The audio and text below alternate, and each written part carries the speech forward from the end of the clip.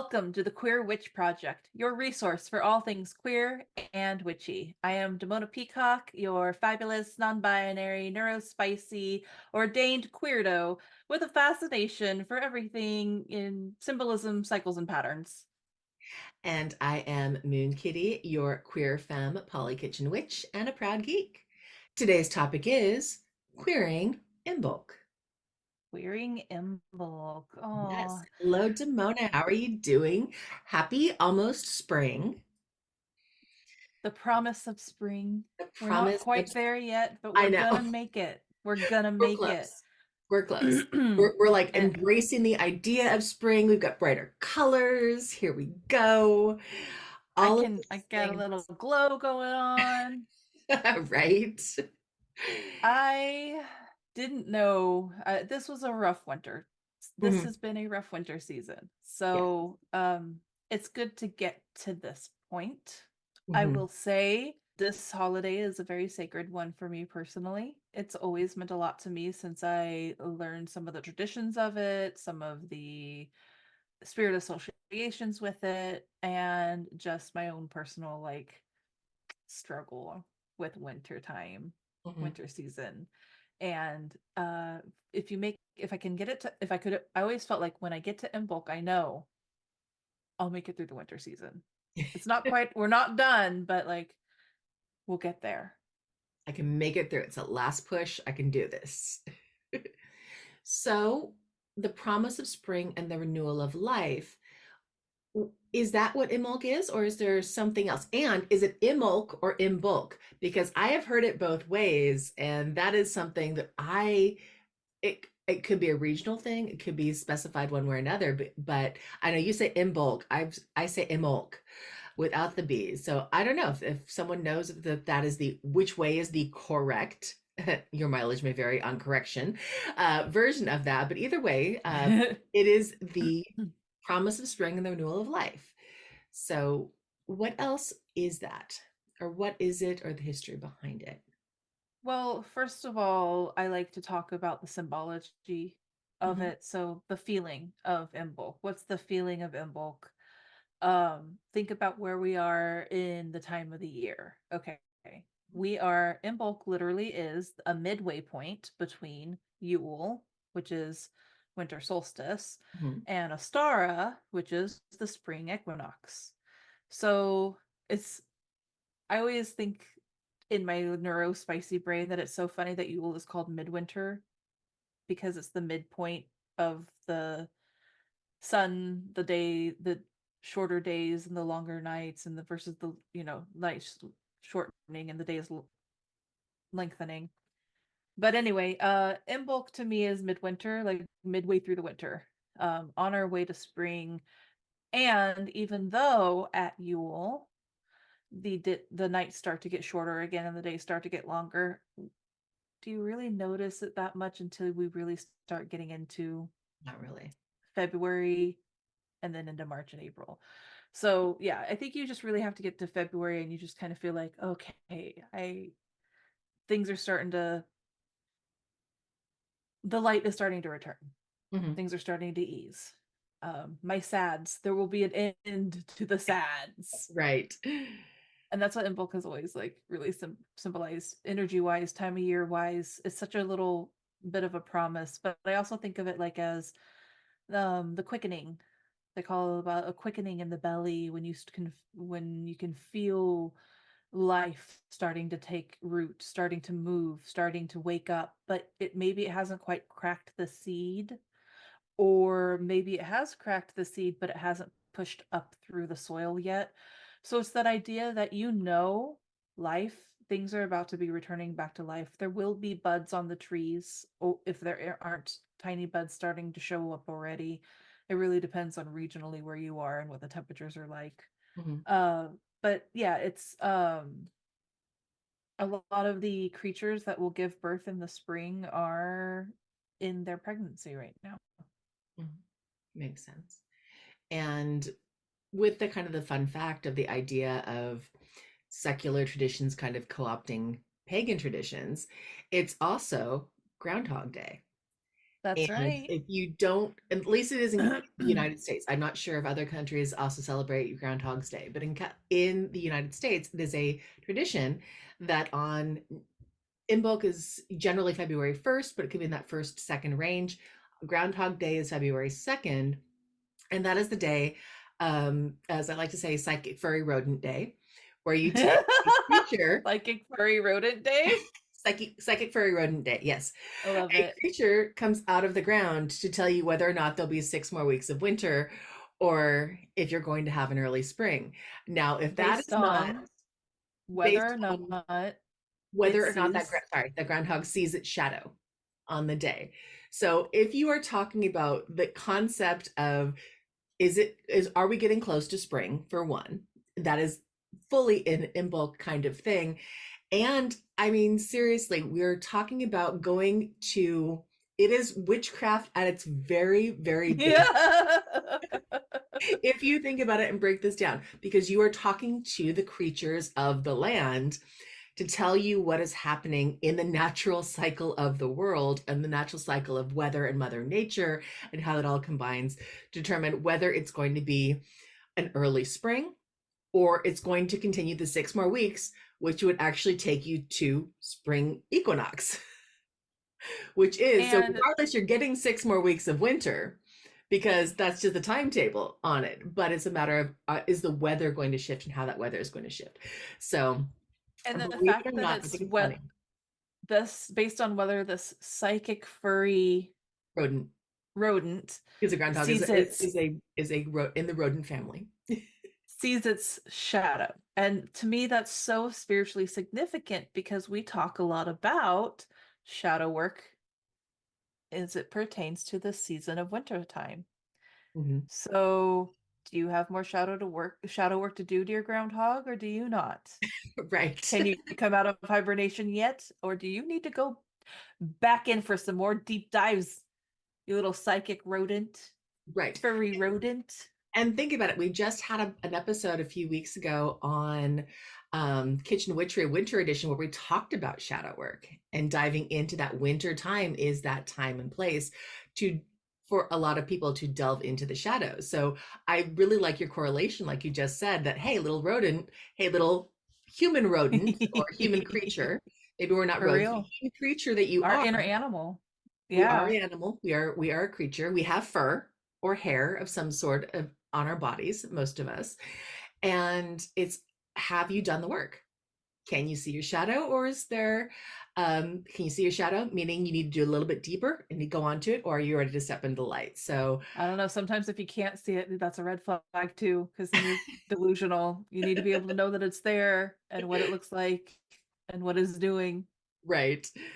But speaking of which, that's funny that we bring this up again because I feel like it's the topic that's never going to die until we actually do an episode on it. So coming soon, And probably we're not going to even talk more about shadow work. because let's be honest, shadow work is an ongoing process. And while Did we you just will say let's be honest?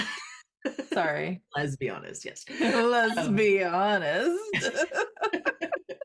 shadow work is ongoing, and we will be having It a is. again episode coming up in the next few months Yeah.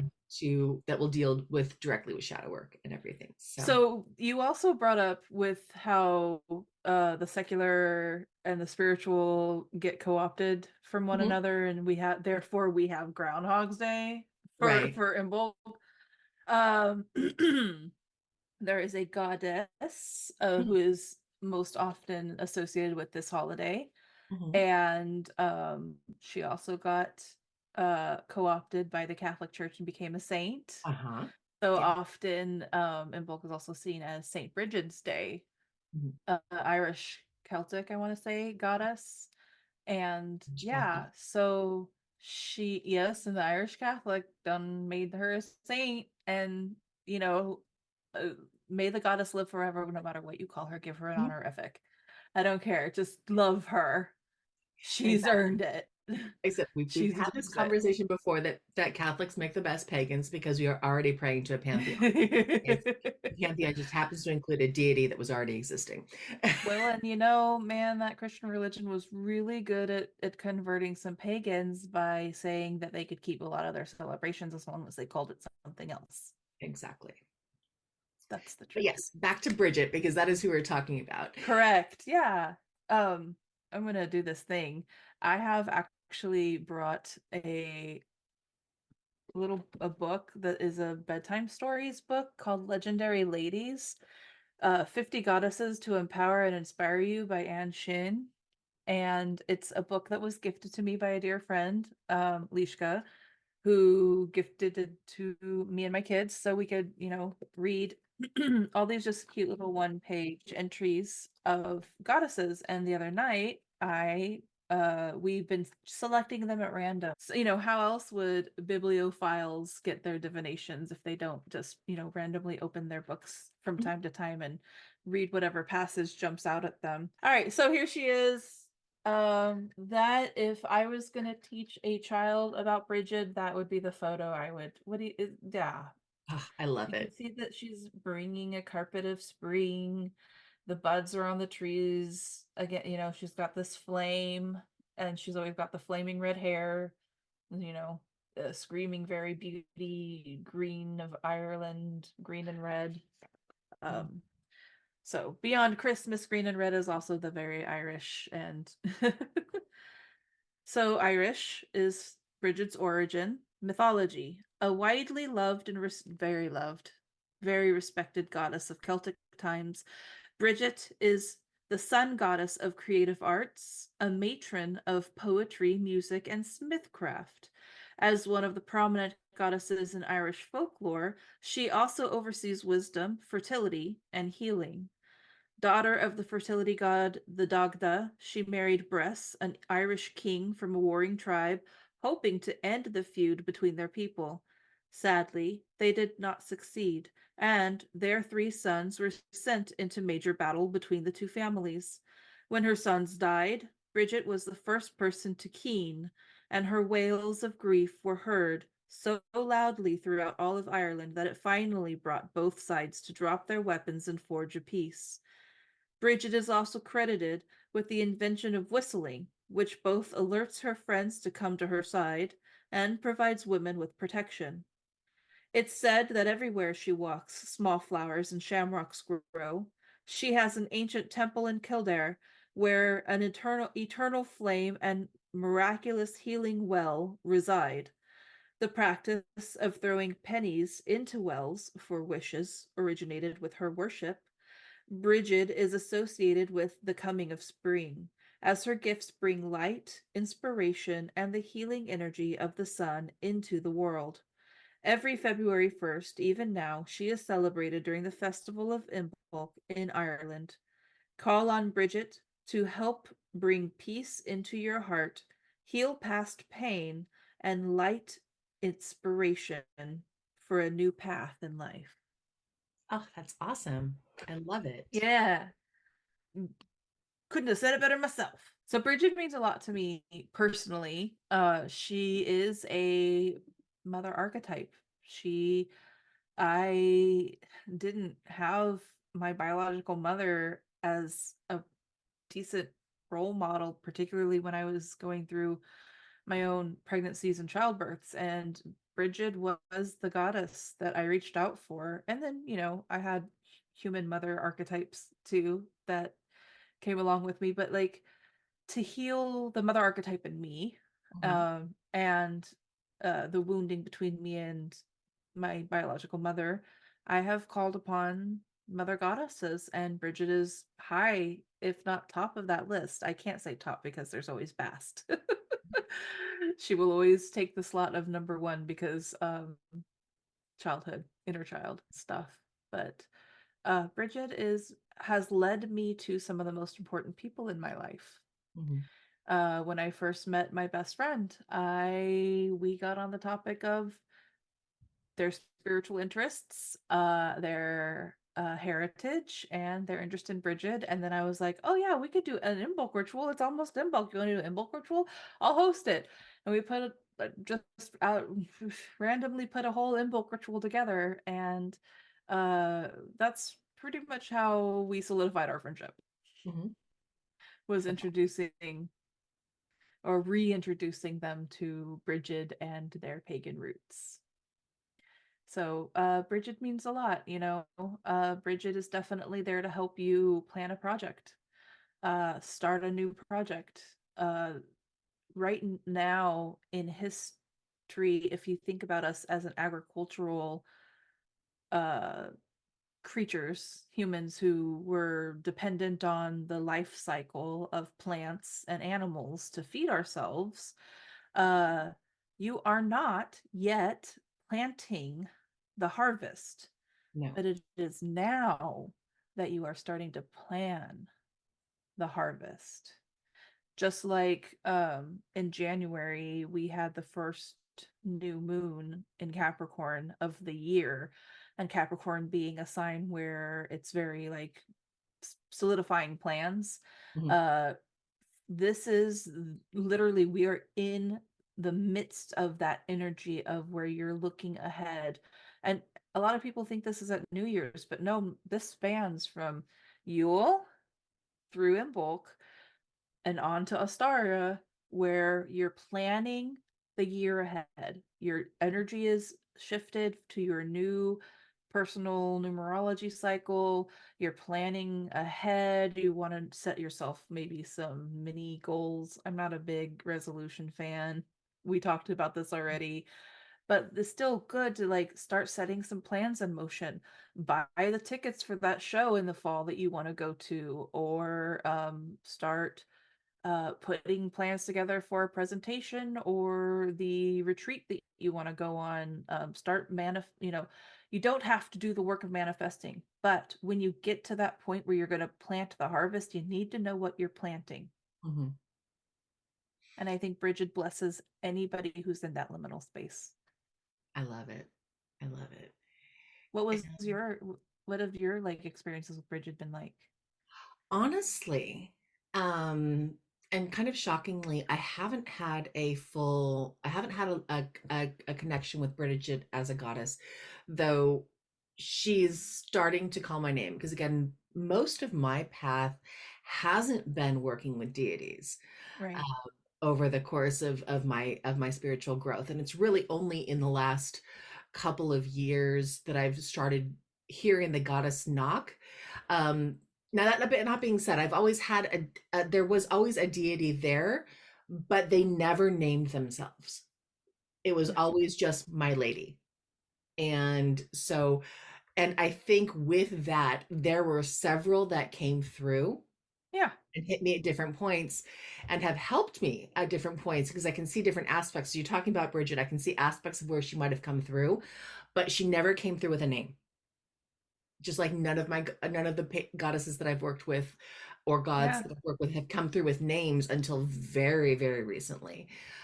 So like I said, I'm feeling I this draw just in a lot of ways to Bridget, but also to Hecate. So that light shadow balance too. What So I'm yep. thinking there is something that I need to explore in that. Yeah. Um, so this next year of my own growth, as I've gone through the 7 year of spiritual growth and working towards 8 toward completion, it's that completion of what I've done in the past, now working towards where do I want to go moving forward, and Yes. working with some deity ideas, working for some things for my own personal channel with expanding my kitchen witchery and all of that. I think there will be a lot of influence of Bridget coming through with this idea that I have of something I might progress forward in my own channel. So I think it's hitting at right about the right time where it's not quite slapping me in the face, but it's tickling me with a feather. Yeah. And she Do I tends to need be to rather to gentle, and unless she needs to light a fire under your Mhm. rear. But that fire of inspiration has absolutely been something that I know is her work, and I have had that several times She over is many. the goddess of smithcraft and the forge. Like she will she's tough. I think of Encanto, Luisa, mhm. a little bit. Like she's A, tough. I She's identify with definitely Luisa and Encanto very much, being the oldest child yeah. and the oldest daughter, and the pressures of that.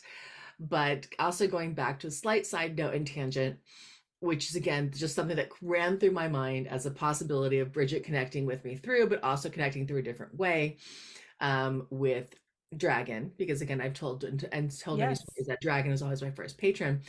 Not only is there Celtic dragon traditions, which are there, but I just had this thought my first year at Burning Man. I made armor. I made a bikini Yes. armor, and the camp that I went to do that was Dragon Armory. So I And literally made armor, metalsmithing craft, which is a Bridget thing at a camp that was based and focused on dragon. So again, this is why I'm saying she has probably appeared and come through mhm. many, many times, but she never identified herself Yes. who it is. And now it's that thinking back and realizing the connections of where it's been, that is it's now Yeah. forward and come through. Well, every time you say that, I keep hearing the names are not for them. The names are for us. Mhm, We put the names to them so that we can understand a particular flavor of this energy, a particular expression of it, and we personify it. We build the mythology. mhm. This it's an The exchange. human It's an thing. interaction. Yes, we humanize it so that we can understand it with our tiny little human brains in comparison to this whole idea that we're talking around but can't really speak of because it's more than words. Mhm, And that's what deity energy is for me anyway. But so the name isn't for them, but you're 100% right. You can look back and be like, I know this energy. Um, and my very first like attending a ritual for Imbolc was I was probably 19 years old. And the priestess was also like a very fiery Aries, and was obsessed with Brigid and Hecate, ironically. And I also will talk about this circle at some point because there were some good things and there were some bad things about it. But I still remember, still, here's the good stuff, things that leave this impact, this visual, energetic, eye-catching, breathtaking impact on you. And I can still see it in my mind's eye that the priestess went into a trance to embody or channel Brigid, and then they placed a veil, a white veil over her flaming red hair, and she was dressed in all white. So white tends to be, very much a color, as much as we love like the color and the brightness, and mhm, white also is very much. So she was so white veil, and then a crown of actual candles, and they lit the candles on fire, and they mhm, led the priestess into the circle and around, and they did ritual, and there was stuff that happened, very magical, like you do in rituals for some people who do participate in kind of public rituals. And so that was like very impactful to see this crown of flames, crown of fire. And that's, I definitely think of Brigid as a very fiery personality, bringing back the sun that was born at mhm. Yule, the sun that was reborn at Yule. She's bringing it back to life. She's drawing it in. She's bringing things back to light. So very impactful, very beautiful. Ugh, I And bet. and if you ever need a mother and you don't have one to reach out to, you can call on her. Mm, and that's awesome. What are some of the traditions and things that we associate, or celebrations that we can do around Bridget and around Imbolc? Things that we have fun with and things that we can manifest. Because again, as you said, it is the planting of this, the idea of the seed, not the planting of the seed, but the idea, that list Yes. Some of us Mm-hmm. really love lists. It's the list of things you're going to do to Hmm. plant that seed to manifest what you're going to do. So, what are the Or celebration you conditions? make the outline to follow. So it's the outline. It's making the outline. One of my favorite traditions that you even took part in Mhm, at one point was and I was taught this from another witch, and we shared it with our witchy friends, mhm, but we sat down at this time every year and we would paint a painting. And the spell work that went into the painting is you started with setting intentions for the year. mhm, And a lot of times I would often base that also off of what personal year cycle I was going into, and how best to use that energy to my advantage. And then out of setting those intentions, you create a sigil, and you mhm, would pencil in the sigil underneath the painting. So it goes first, it goes on the canvas first. We did also eventually move to like, there's a reasons, but we started with canvas and acrylic, and we moved to watercolor paper, a giant watercolor paper, and watercolors. But anyways, we would pencil this magic into the paper or the canvas with the sigil, and then we would paint specifically however you envisioned it, but it would be a tree of mhm, some kind of plant, some kind of growth over the sigil. You would paint it. And then that beautiful painting that has this plan in it, and the plan to grow it stays with you for the year. And as you're bringing this magic into manifestation, and then sometime, I think we would do it sometime between Samhain and Yule mhm, at the end of the year. Samhain being kind of like pagan New Year. So we have so many New Years do we celebrate throughout the last, the darker half of the year. mhm, Uh, and then Yule being the darkest night, where you could have a bonfire sometime between those two, and we would burn the paintings, which is also why we switched from using canvas and acrylic acrylic is to not friendly for the the environment. watercolors. Yeah, because we did the fumes and it's not environmentally friendly. So, but yeah, we would burn the painting. So we would basically make a plan, put it in a sigil, put the sigil under the painting, make a painting of something that's growing, and then you enjoy that artwork. You can take a picture of it if you want to keep it, but you enjoy it for some odd months and then you let it go because it's been harvested or it's been released. What didn't come to fruition still needs to be let go of. Mhm. And then what did come to fruition, we express our gratitude for it. And yeah, that's one of my favorite traditions to do this time of year. I like it. I also love the idea of just if you, and I participated in that and it was amazing several years. And it was, yeah, it doesn't sound like it's something that could have a profound spiritual impact, but it absolutely can when you do it. I won't go into any more stories. I know we need to stay focused. But another thing with Bridget being the goddess of light, candle magic is Absolutely. also, like I said, the crown of the candles, the crown of light. Right. Absolutely see that. But you could also, if you need something quick and easy, inscribe into a candle. You can do it into a white candle or a colored base if you're trying to focus on a need, but inscribe that into the candle itself, anoint that candle with an oil of manifestation or planning, and then just let that candle burn down. And that's something that's, again, very simple, very easy, that you can do to help manifest, or as a celebration or as a tradition, a ritual, if you will, on Imbolc, Mm-hmm. to try to get into that idea of what's coming next and where things are going. Yep. And know that life is quickening.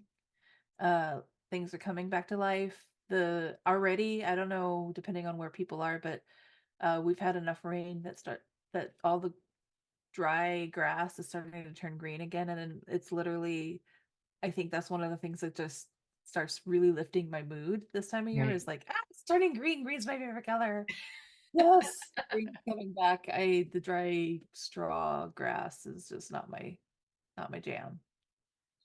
So I love it. So, how are we going to queer this? Because we've talked about it from a pagan perspective, which we are, yeah. but there's also that queerness factor to it. So how does how would this all work? How are we going to queer this? Well, the first thing I want to say is that we're not talking about like literal human fertility here, Right. but every person births something into this world. They have something to create, they have something to give, they have something to make happen or give back to the world. They have an impact in this world. And I think that tapping into your own ability to manifest, ability to create.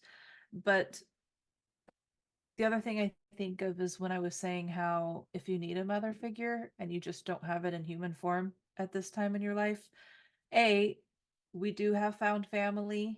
As queer people, we get to choose our family, we get to find our family, and that is valid. And if you don't have found family yet, I encourage you to keep looking. But in the meantime, if you need a deity pantheon that can fulfill that role, I imagine Brigid being to all the queer people, all especially the queer youth who feel like coming out means losing their family. She's wrapping you in her light and she's saying, I'm your mommy now. I'm your mom now. And I'm not going to let them do this to you. I'm going to love you just as you are, and you will light up a room and you will shine. And I think that that's really an important energy to bring into our lives as queer people. And baby, get in touch with somebody who's starting out on a path that you've been on for a while, whether that's your spiritual path or your gender approach or your coming out. Maybe you've been out for a while and you have some momming energy or parenting energy or, nurturing energy that you can give back into this world. Take someone under your wing. Find an egg that's about to crack open and just love somebody. Mhm. And again, in this case, we're not talking about gendered with nurturing or mentoring. No, There's you anybody can channel the that energy. yeah, Anybody. anyone, And the any world needs it. There is a group on Facebook called Stand in Pride, and you can go search for it on TikTok or Facebook and see what it's about. But it's there are people who have joined it so that they can make a post saying, I can stand in as family if you've lost your family just for being queer. Or I'm looking for family because I lost my family just for being who I am, and I don't have this kind of family. And people have found they've made connections if you just kind of put yourself out into the world. Mhm. So I just think that one way to queer in bulk is to, believe in yourself, start your projects, and, take something under your wing. Let something grow, help something grow. And if you don't have the ability to help a human at the moment, you can help a plant. You can help a Yeah. pet. You can anything that you Yeah. can take in, nurture, and put that Yeah. energy back into the world is going You to be can something that's incredibly important. literally plant a seed. Plant an herb You could garden, even throw, speaking of just be which. like a total chaos goblin and start throwing wildflower seeds out certain places, that thrive. One of my favorite TikTokers is a local who talks about local plants, native plants, and how important they are. And he goes around wildly flipping off all of the non-native plants because they're invasive and, Mhm. you know, not good for our environment. So I'm like, yeah, get them. If you're going to do that random act of chaos, make sure that you're using wildflower seeds that are Doing it native to your legally with region, native, yes. That's native to right. your Do your region. research. Yeah, Yes. Yes. exactly. I also am a firm believer in throwing random acts of beauty out there. I love that idea a lot. But again, do your research. Do your You don't want to, research. you don't want to start Yes. an invasive species someplace on there. Exactly. Yes. Um, Good point. Good point. Chaos goblins. for me, because again, I'm lucky in California, and I love California poppies. I just something Yes. about Me their too. golden color that just brings me incredible joy. And because it is Yeah. native to California, I can grab poppy seeds and throw them out wherever. So that is my my things that is actually native to the area. But yeah, I Yeah. love the idea of random acts of rebellion and beauty. Also, artwork, crafting, get your friends, get all your queer friends together and make some food and make some crafts. Um, discuss how coming out of the winter helps you feel reaffirmed to your life path. Mhm. I'm trying to think of other ways we queer this time of year. Plan your queer celebrations. Like since we're talking about making Yes, lists that's and we're right. and what planning what we're going to do, plan what you want to do for Pride. Start thinking Find about some your queer friends together and think about what you want to do for Pride this next find year. some find some festivals, conventions, something that you can show up to and have fun at. Somewhere Uh-huh. you can network, find your people. Bring on color, Yes. no more drab, dreary sweatpants. Well, Get those spring dresses out and start jazzing them up. as someone who is currently sitting in leggings, granted they are printed colored leggings, but they're still sitting in comfy, cozy leggings at the moment, I will never say take away the sweatpants because Oh, I once the pandemic hit, you will pry me out of my leggings with over my cold dead body. I think at this point in time, but but throw on something colorful on you top can put then. color into them too. Yeah, bring the color back into the world, Yes, bringing the greens back, the blooms, the blossoms, the paint some flowers will ripples. come back. Yes, get some sparkles. So I think all of those, bringing color back, bringing planning into queer gatherings. And yeah, there's a lot of wonderful ways in which us queer witches can harness the energy of this season, and we'll see what the year brings us. Is there anything else? Do we miss anything, or is this everything? I think we made it through our list. All right. uh, So with of that, the Thank you for listening to the Courage Project. If you want to give us a like, a subscribe, we really appreciate those. Leave us a comment.